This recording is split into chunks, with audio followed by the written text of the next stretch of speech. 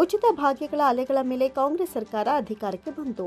ಪ್ರಮುಖವಾಗಿ ಅನ್ನಭಾಗ್ಯದ ಯೋಜನೆಯ 10 ಕೆಜಿ ಅಕ್ಕಿ ಜನರಲ್ಲಿ ಆಶಾಭಾವನೆ ಹುಟ್ಟಿಸಿ ಕಾಂಗ್ರೆಸ್ ಪಕ್ಷಕ್ಕೆ ಮತಗಳಾಗಿ ಪರಿವರ್ತನೆಗೊಂಡವು. ಅನ್ನರಾಮಯ್ಯ ಅಂತಲೇ ಹೆಸರು ಹೊಂದಿದ್ದ ಮುಖ್ಯಮಂತ್ರಿ ಸಿದ್ದರಾಮಯ್ಯ ದಿನ ಕಳೆದಂತೆ ದುಡ್ಡಿನ ರಾಮಯ್ಯ. ಹೀಗಾಗಿ ಮಾತು ತಪ್ಪಿ ಜನರಿಗೆ ಪಂಗನಾಮ ಹಾಕಿದ್ದಾರೆ. ಕೊಟ್ಟ ಮಾತಿನಂತೆ ಜನರಿಗೆ ಅಕ್ಕಿ ವಿತರಣೆ ಮಾಡಿ, ಇಲ್ಲದಿದ್ದರೆ ಮುಂಬರುವ ಜಿಲ್ಲಾ ಪಂಚಾಯಿತಿ ಮತ್ತು ತಾಲೂಕು ಪಂಚಾಯಿತಿ ಚುನಾವಣೆಯಲ್ಲಿ ಜನರು ತಕ್ಕ ಪಾಠ ಕಲಿಸ್ತಾರೆ ಅಂತ ರಾಜ್ಯ ಸರ್ಕಾರಿ ಪಡಿತರ ವಿತರಕರ ಸಂಘದ ರಾಜ್ಯಾಧ್ಯಕ್ಷ ಟಿ ಕೃಷ್ಣಪ್ಪ ಅವರು ಆರೋಪ ಮಾಡಿದರು. ರಾಜ್ಯಕ್ಕೆ ಕೇಂದ್ರ ಸರ್ಕಾರದಿಂದ ಕೊಡ್ತಾ ಇರುವ ಅಕ್ಕಿಯನ್ನು ತಮ್ಮದೆಂದು ಹೇಳಿಕೊಳ್ತಿದ್ದೀರಿ.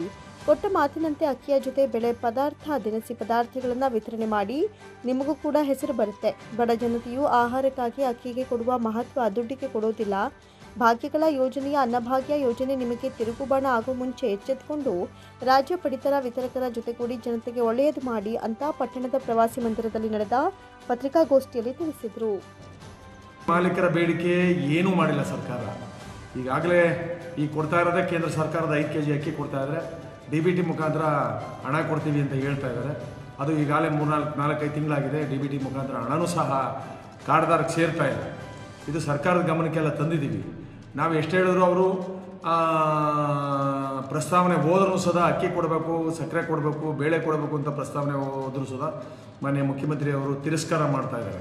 ನಾನು ಹೋದ ತಿಂಗಳು ಮುಖ್ಯಮಂತ್ರಿಯವ್ರನ್ನೇ ನೇರವಾಗಿ ಮನವಿ ಕೊಟ್ವಿ.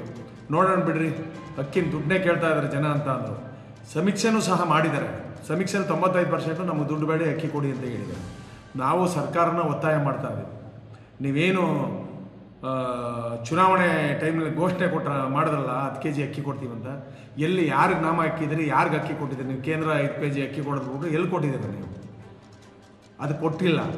ಈ ಜನ ಅಂತೂ ಕಾಯ್ತಾವ್ರೆ, ಜಿಲ್ಲಾ ಪಂಚಾಯತಿ ತಾಲೂಕು ಪಂಚಾಯತಿ ಚುನಾವಣೆ ಬರಲಿ, ಅವ್ರಿಗೆ ಪಾಠ ಕಲಿಸ್ತೀವಿ ಅಂತ.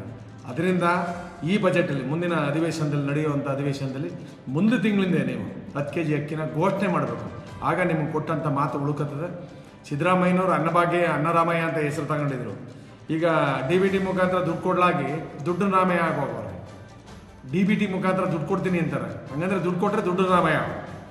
ಅದರಿಂದ ನಿಮ್ಮ ಹೆಸರನ್ನ 2003ರಲ್ಲಿ ಏನು ಕೊಡುಗೆ ಕೊಟ್ಟಿದ್ದೀರಿ ಅದೇ ರೀತಿ ಕೇಂದ್ರ ಕೊಡೋಕೆ ರೆಡಿ ಇದೆಯಲ್ಲ. ನೀವು 34 ರೂಪಾಯಿ ಜನಗಳಿಗೆ ಯಾಕೆ ಕೊಡ್ತೀರಿ?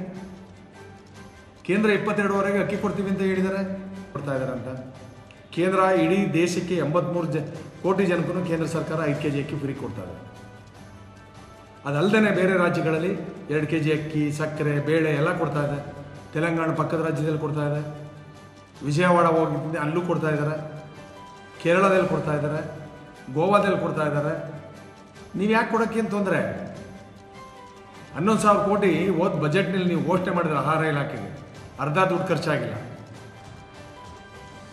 ಅದರಿಂದ ದಯಮಾಡಿ ಏನೇ ಸಮಸ್ಯೆಗಳಿದ್ರೂ ಬಗೆಹರಿಸ್ಕೊಳ್ಳಿ. ನೀವು ದಯಮಾಡಿ ಮುಂದಿನ ತಿಂಗಳಿಂದ, ಮಾರ್ಚ್ ತಿಂಗಳಿಂದ 10 ಕೆಜಿ ಅಕ್ಕಿ ಕೊಡಬೇಕು ಅಂತ ರಾಜ್ಯ ಸರ್ಕಾರನ